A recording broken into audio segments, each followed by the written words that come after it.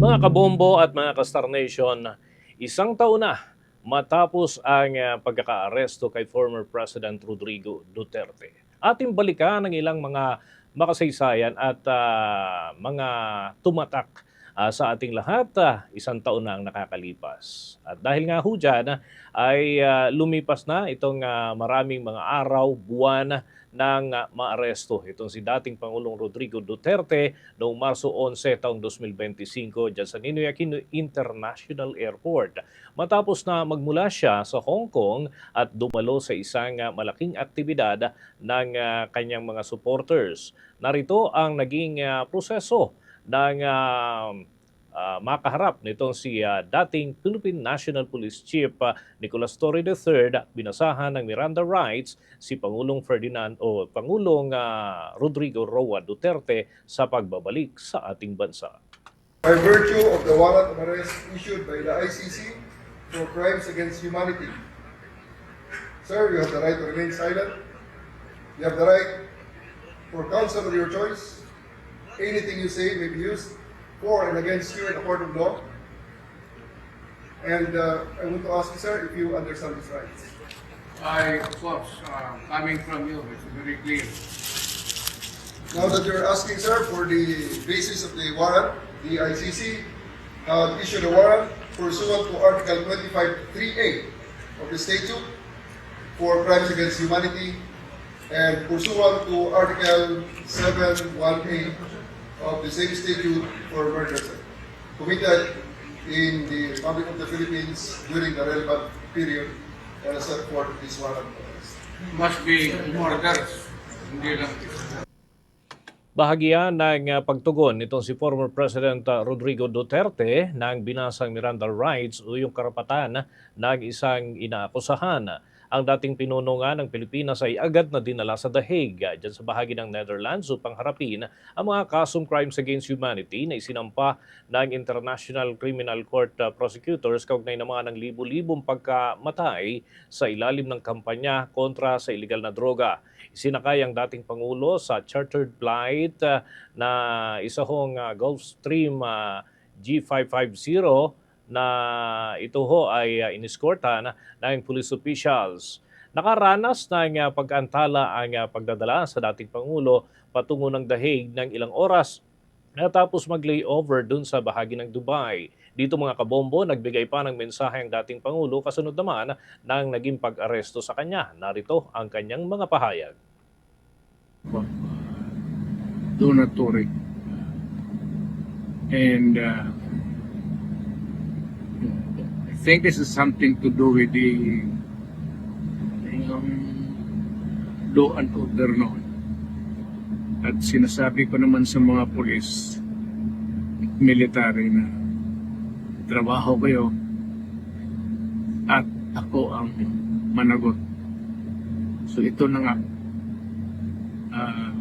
for all of the whatever happened in the past, ako na yung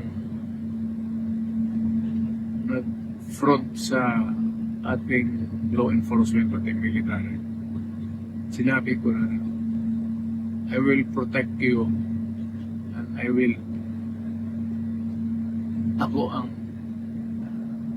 this will be a long legal proceedings. But I say to you, I will continue to serve the country and so be it. Ganun lang. Bahagyan ng naging pahayag ni former President Rodrigo Duterte nang siya ay naroon sa Dubai bago pa man dumiretso ng The Hague. At kaugnay naman ng kanyang pagharap dyan sa International Criminal Court, umanito ng samut-saring mga reaksyon. Marami ang naawa, marami din naman ang nagsabi na dapat ipursigi ang kaso laban sa former President. Narito ang unang appearance ni former President Rodrigo Duterte dyan sa International Criminal Court. Young Rodrigo Roa Duterte. First middle name is Roa. His surname is Duterte. Birth The day is March 28, 1945. I was born in the province of Leyte in the Philippines. Bagay yan ang kanyang mga pahayag sa unang pagharap sa International Criminal Court. Inaraw naman ang kanyang dating Executive Secretary upang ipagtanggol ang dating presidente. Narito ang tinig ni Attorney Salvador Mijaldea. Has witnessed the degrading fashion in which a former president of a sovereign country was bundled into a private aircraft and summarily transported to The Hague. To us lawyers, this would be called an extrajudicial rendition. To the less legally inclined, it was a pure and simple kidnapping. My client was denied all access to the legal recourse in the country of his citizenship, and this all in the nature of political score settling. Lagi naman niya ang mga pahayag ni former Executive Secretary Mijaldea. At matapos ang unang pagharap dyan sa International Criminal Court noong Marso 14 taong 2025, ipinaliwanag sa kanya ang mga karapatan at patakaran at maging ang mga ipinaparatang laban sa isang inaakusahan. Sa mga sumunod na buwan, nagsumite ang panig ng depensa ng mga mosyon upang kwestiyonin ang jurisdiksyon ng International Criminal Court at humilig na pansamantalang paglaya. Ngunit ito ay tinanggihan. Narito naman ang mga pahayag dyan ng Appeals Chamber Presiding Judge na si Luz del Carmen Ibanez Carranza. In the present case, having rejected the three grounds of appeal presented by the defense in the appeal brief, the appeals chambers unanimously confirms the impugned decision. This brings us to the end of the summary of the appeals chamber's judgment. The judgment will be notified to the parties and participants after the hearing. Translations of the summary will also be available in due course. Tinigyan ni International Criminal Court Appeals Chamber Presiding Judge Luz del Carmen Ibanez Carranza. Samantala, nagsumiti naman ang panig ng prosekusyon ng ebidensya kabilang ng testimonya ng mga biktima, ulat mula sa mga non-government organizations at dokumentasyon ng mga insidente mula taong 2011 hanggang 2019.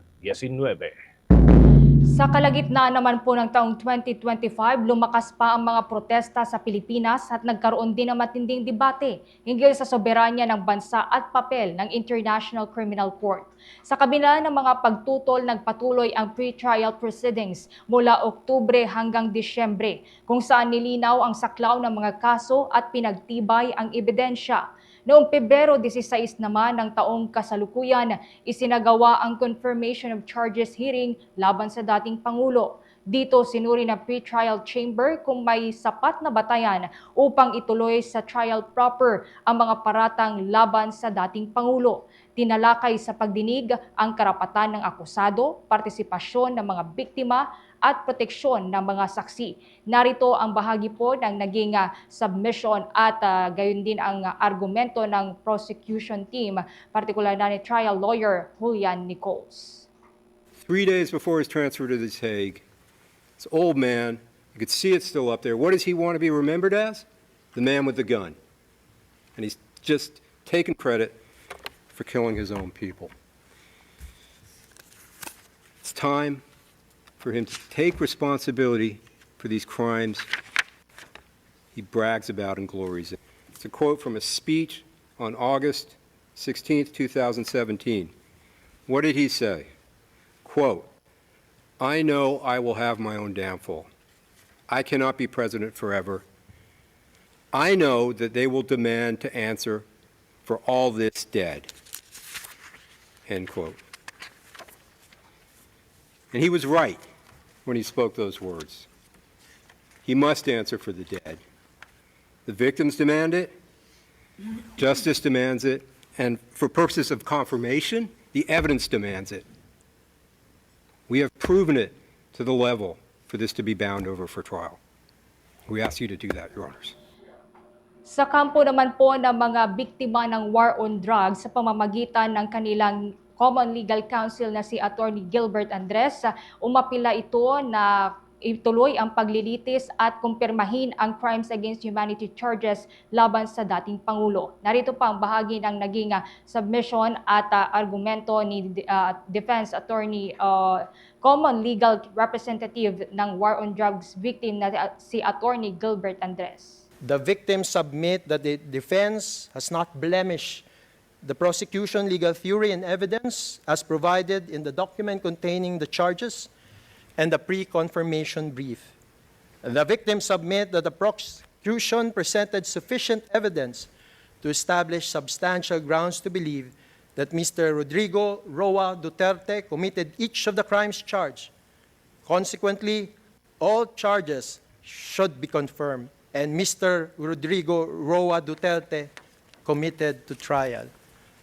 Lastly, Your Honor, the victims want these charges to be confirmed because they want to be reintegrated to their communities, because they are still in the shadows of fake news, of fear and of threats from Mr. Duterte's supporters.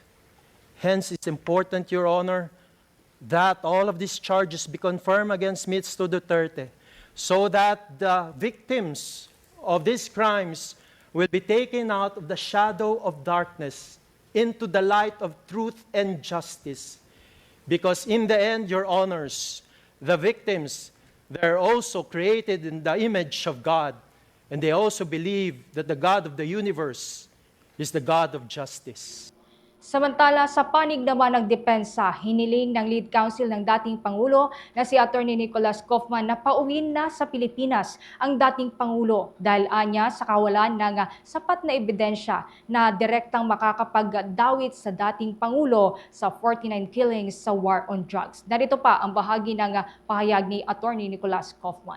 Your Honours, it is so easy to choose as a target for prosecution a politician because of the way he presents his policies. If Rodrigo Duterte is to be faulted for anything, it is for his inappropriate choice of language. But he murdered no one.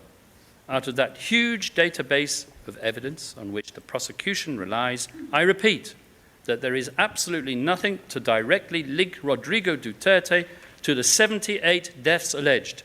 That is why they rely on a few selective and vociferous individuals in the Duterte administration, calling them co-perpetrators, just so it can artificially superimpose their fantasy common plan theory linking Rodrigo Duterte to the victims.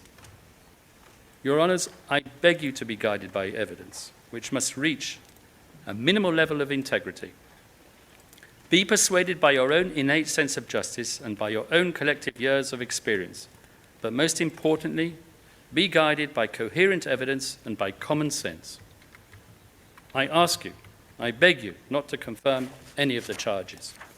I ask you to let Rodrigo Duterte return to the Philippines, not to govern, but simply to let him live out the rest of his days in peace, in his humble dwelling in Davao. Sa loob ng isang taon, nanatiling sentro ng pandaigdigang atensyon ang kaso ng dating Pangulo. Ang desisyon ng International Criminal Court kung itutuloy sa trial proper ang mga paratang ay inaasahang magtatakda ng direksyon ng isa sa pinakamalaking kasong kriminal na kinakaharap ng isang dating pinuno mula sa Asia. At yan mga kabombo, mga ka-Star Nation, ang naging tampok natin na pagbabalik tanaw sa mga pangyayari. Isang taon na ang nakakaraan. For the most trusted source of news and information, visit our website at www.bomboradio.com. Follow us on Bombo Radio mobile app, Facebook, YouTube, TikTok, and X, formerly Twitter. Like, share, and stay connected. Anytime, anywhere.